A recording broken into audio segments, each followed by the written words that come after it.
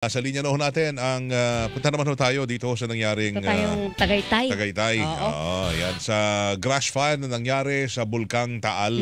Ang PIO Chief ng BFP, Bureau of Fire Protection Region 4A, Calabarzon, nasa linya Yes. natin, Fire Chief Inspector Lot Bugador. Yes. Magandang hapon po sa inyo, Fire Chief Inspector Bugador. Welcome po sa Double Wang, sa Double B. Magandang hapon po. Hello po, magandang hapon po sa inyong dalawa, sir and ma'am. Yes, Pasensya ma'am. na po, medyo mahina po yung inyong dating sa akin. Okay, sige. Okay, pero Malinaw naman ho kayo sa amin. O, lakasan lang ho namin konti. Yan. Yan. Klaro na ho kami? Opo. Yan. Opo, okay na po. Ayun. Okay, gusto namin malaman, paano ho ba nagsimula itong pagkakaroon ho ng grass fire sa mismong paligid ho ng Bulkang Taal? At kailan ho ito nangyari?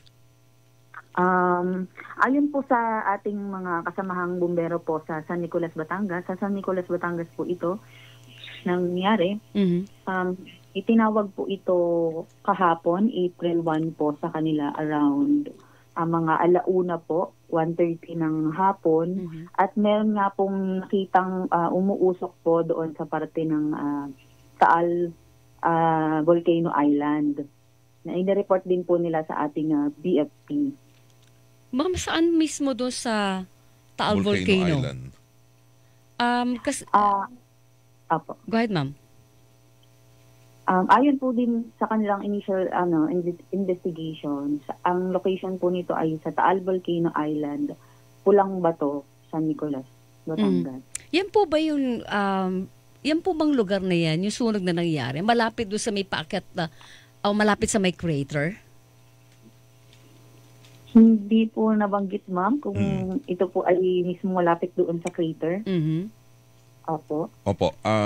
Pero yung lugar na yan, yan ay off kwan yan, di ba? Hindi yan, Off limits. Off limits ho yan, yung area na yan. Opo, wala na ho pong nakatira mga tao dyan. sa lugar. Walang tao Yes. dyan sa area. Oo. Wala na.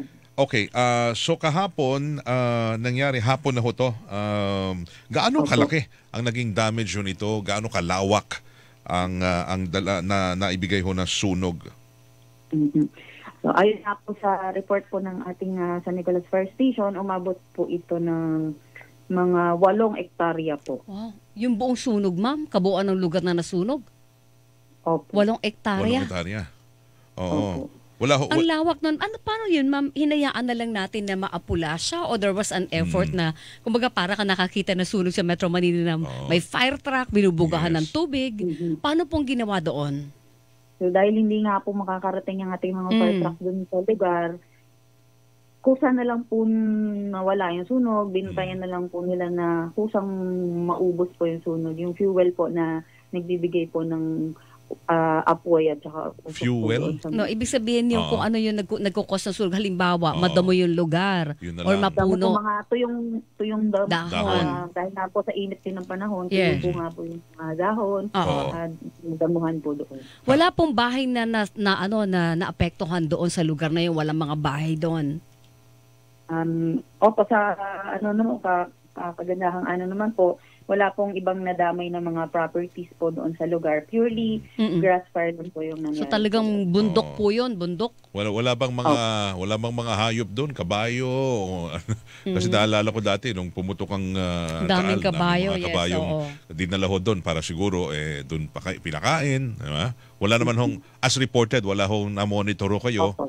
Oo, na mga Opo, as nadamay. reported po, wala Wala. naman pong ibang nakita po doon sa lugar. Yung mga ganyan, Yung kahit mga na, tao. syempre, mahirap pupuntahan yan kasi tawid lawa yan eh. Oo. May effort ba kahit papano through air, sa ere, na magbagsak ng tubig? Tubig. Via chopper. Yung ganon. Sa ngayon po, ang kanila pong coordination, sa kanila pong pag-uusap-usap, ayun pa lang po yung kanilang mga nagagawa dahil isa nga po yan sa ating mga problema, yung ating mga resources, dating mga ganyang sunog. Oh, Wala pero- pa po tayo mga ganyang unit. O mga ganyang unit. Pero sakop ba yan ng kahit papano Bureau of Fire? Dapat meron kayong standby kahit mga chopper. Di ba? For mga ganitong sa mga bundok, kailangan Mga wish na... list siguro Diba? nila, we. Hindi lang fire truck. Di ba? Oo, mga wish list yan. Actually po, ipinupush po natin yan na magkaroon po tayo ng mga air unit, water unit. Pero sa ngayon po, wala pa po kasi tayong ito nga pong sa air unit. So, umaasa pa rin po tayo sa mga ibang agency sa tulong po. Opo, ang kagandahan lang, ang kwan lang ho dito, ang magandang balita, wala hong mga nakatira ho doon. Wala nasaktan. Tayo, ba't may mga nakatira dyan? Di ba? Wala po nasaktan, ma'am? Wala rin naman po. Opo. Ito bang insidente, madalas bang na i-report sa inyo tuwing sa mga ganitong panahon, tag-init, na may nangyayaring grass fire sa area na yan ng Taal? Opo, kung sakali man po talagang meron may itong pangyayari po doon po sa area, madali rin po nilang malalaman kasi makikita rin po nila doon po sa Baywalk na malapit po sa fire station. Hindi, Kako, madalas ba itong nangyayari na merong ganitong grass fire sa Taal as reported sa inyo? Meron na bang insidente before na meron din hong kahalintulad na pangyayaring ganito sa may Taal? Hindi naman po siya ganoon kadalas. Oo. Opo, hindi nangyayari.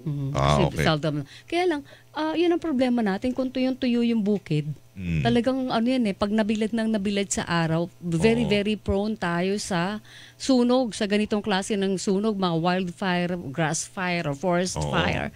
Paano yung preparasyon dun, ma'am, sa ganong sitwasyon? Lalo na yung hanay ninyo na wala kayong air unit. Support, air unit. Oo, hindi naman pwedeng patakbuhin yung fire truck doon sa bundok para magbuga ng tubig doon sa bukid. Talagang sa ngayon po, purely ang ating mga resources po ay ang ating mga personnel. Sila yung umaakyat talaga sa bundok. Oo. Opo. Okay. Ang isa pa nga pong problema nila, kadalasan po wala pong rescue boat na magagamit para makarating po doon sa... Ay, nako, isa pa yan kahit pag-rescue. Tawid lawa eh. So hindi ka makakatawid ng lawa para talagang mahahayaan na lang natin na maubos yung bukid, ma'am. Or may coordination siguro through, Coast Guard, gano'n?